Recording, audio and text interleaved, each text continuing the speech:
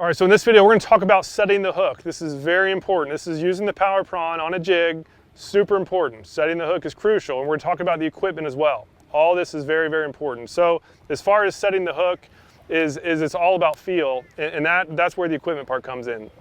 So number one most important, let's go ahead and talk about equipment before we fish. There should be some fish on this dock. I wanted to show you a strike on film and show you the full game. But as far as the items, the priority list, the rod is number one. We want a fast action rod that is very sensitive. Fast action means that most of the bend is at the top. It's not like one of these slow actions where the bend starts way over here. I call those the wet noodle rods. We do not want a wet noodle rod. That is not going to let you set the hook very well. And it's going to deaden the feel. The more this rod bends, that's more power that you're losing when you're setting the hook. You can use spinning or bait casting, doesn't really matter. The same premise holds true. A light rod is crucial. Get a nice rod. And then number two, line. Line is more important than the reel, believe it or not. The line is crucial. Use braid line. Braid has no give. It's very strong. I use, for dock fishing, I use a 30-pound braid on this one. If I'm fishing the flats, I'm using 10-pound braid. That's generally it. That's the spectrum.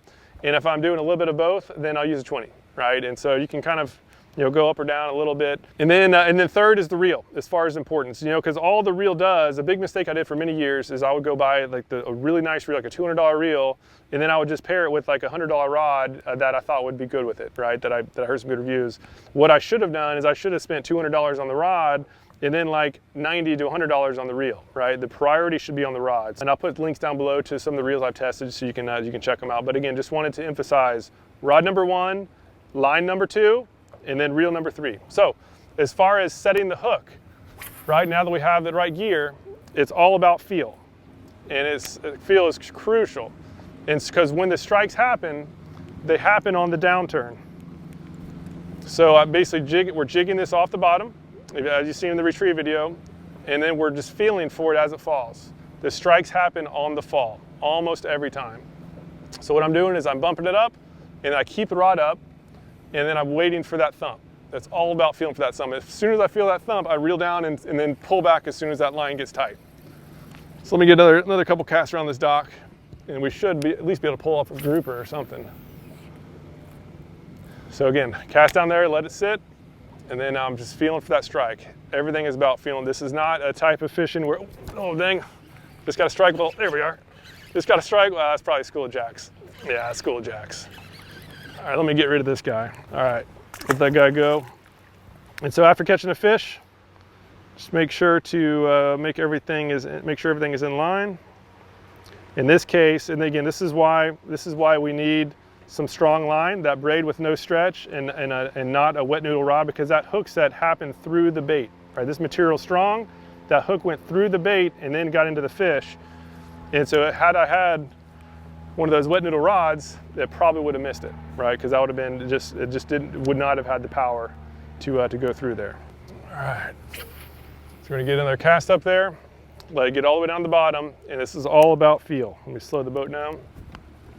So I'm raising the rod up, feeling all the way down, all about feeling for strikes. And this is so sensitive that I can actually feel it hitting the bottom, at which point I know it's time to go back up. Something just tapped it. Probably got those jacks again. All right, so now we're about 10 feet off the docks. Time to reel it up and do it over again. Right, and see that was a pretty quick turn. The faster you get that bait back there, the more fish you're gonna catch. So we're just gonna, again, keep doing that feeling for thumps. Oh, there we are. So oh man, just got off. There we are. Yeah, so jack again. So again, these jacks are a little bit aggressive, taking over the show. But again, I got the rod up, and you could probably see that rod tip just barely twitch, right? As soon as I felt it, I let him have it. Now we've got this guy hooked right there on the edge. This way you don't get hooked super deep. They get hooked right on the edge. It's better for the fish, and it's better for everybody. All right, there he is. Let him go to his buddies. And let's see if we can do that and catch a snook or a grouper or something a little bit better. So we'll go up to this next dock, get down there next to those pilings, let us go all the way down to the bottom. Oh, there we are. There, that feels like a little grouper. But you see that? Again, that hit right on the downturn. It did exactly what it was supposed to do. Yeah, Lee, another jack. These jacks are all over the place. All right, another little jack there. Those are very aggressive fish, but they hit the same way, right? The ambush predators will do it even more, where it'll always be on the downturn. Those jacks sometimes hit it when you're cranking it. They're an aggressive fish. So, see if we can finally get our snook or grouper. Again, all the way down the bottom. Bump it, feel, bump. Oh, got him. three in a row. Let's see what we have here. This one actually doesn't feel like a jack, but oh, another jack. Well, we're just in Jack City. But even though these aren't the most desirable fish, this is a whole lot of fun. All right, let that guy go. And the cool thing about these baits is they're just really strong. So it is still in great shape. And let's see if we can go ahead and get 4 fish in a row. Even though these aren't trophies by any means, it's still a lot of fun. And it helps give some good demonstrations for setting the hook. But so I'm going right down next to these pilings, feeling for that strike. Oh, got him.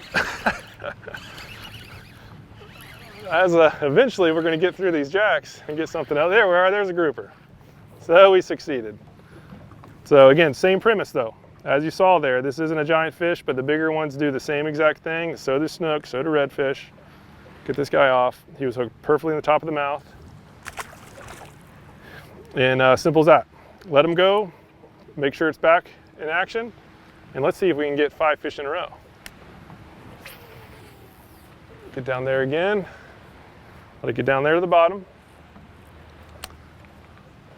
And just slowly bump it out. Again, pull back, feel for, oh man, I just had a strike.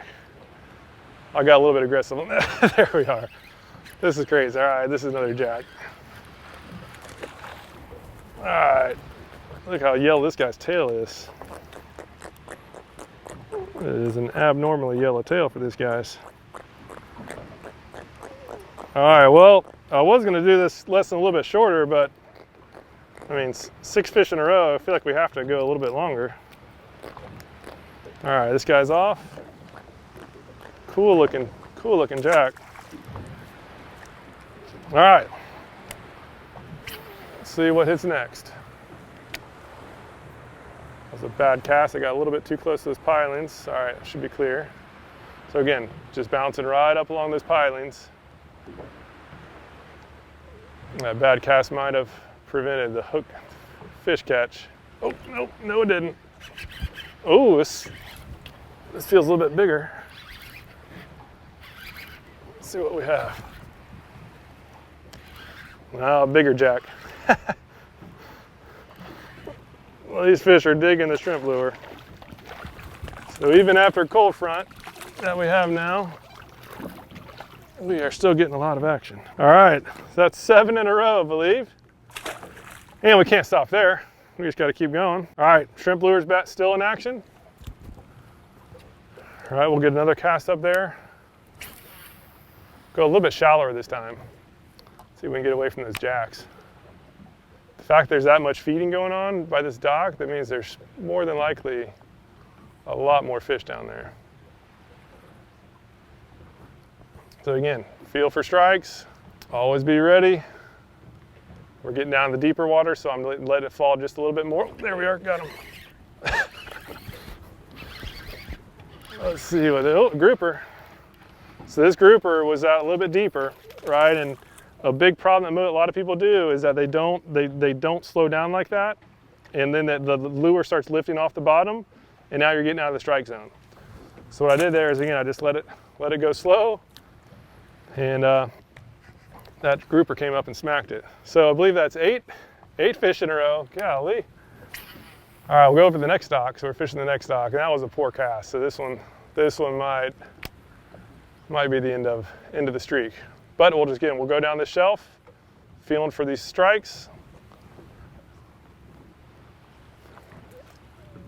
And again, the quicker you react to those thumps, the better off you are. Oh, there, oh man, I just missed them. Because those fish, Right, this is a pretty big weight, and that's not natural. When they eat something, they don't have that big weight on there. All right, so we lost the streak, but that was fun. I did at least miss a strike, but again, setting the hook is crucial. You need to have the right gear. Having the right gear is essential. And then as far as using it, again, it's all about the feel. It's all about feeling for those thumps. Right, we jig it, it goes up, and the strike happens on the fall. They grab it, sometimes they go towards you, sometimes they go away. So as soon as you feel that thump, you need to reel down, and as soon as that rod starts spinning, just pull back. You don't have to do a huge Bill Dance hook set, but you do need to at least pull back. And again, if they miss it, sometimes the hook comes out for whatever reason. In that case, just pause, go back down to your normal retrieve, let it sink to the bottom. Let it sink to the bottom. Oh man, I don't know what this is. I might have snagged something. Yep, snagged grouper. About to say it was swimming a little bit funny. Yeah, and so if you get a strike, just let that lure just get back down there. Odds are that either the fish that you missed or one of his buddies will come up and smack it. And that way, again, you'll just have better odds of getting them. If you do a really big hook set, then odds are it's just so unnatural that everything just spooks off, because nothing that small can move that fast. And that'll again, oh man, I missed another one. This is a fun bite. All right, well, that's it for now. Leave a comment down below if you have any questions about setting the hook with these shrimp lures. As you saw here, these lures can be extremely effective. These are the new power prawns we just released. Super effective lures. And for those who buy them, we have a course going through all the details. This one was obviously the one about setting the hook. We talk about when to use them, when not to use them, exactly how to rig them for specific situations, and really just how to make sure that you maximize your results, maximize your valuable time out on the water. So if you have not yet purchased these, highly recommend doing so. I'll put a link down below. They're on fishstrong.com. And if you're new to Salt Strong, just know that we're the best fishing club in America, because we actually guarantee that you'll catch more fish while saving money on all the tackle you need. We do this through premium education, our exclusive insider community, and huge discounts on the best tackle for saltwater anglers. To learn more, go to saltstrong.com. Otherwise, hope to see you again soon.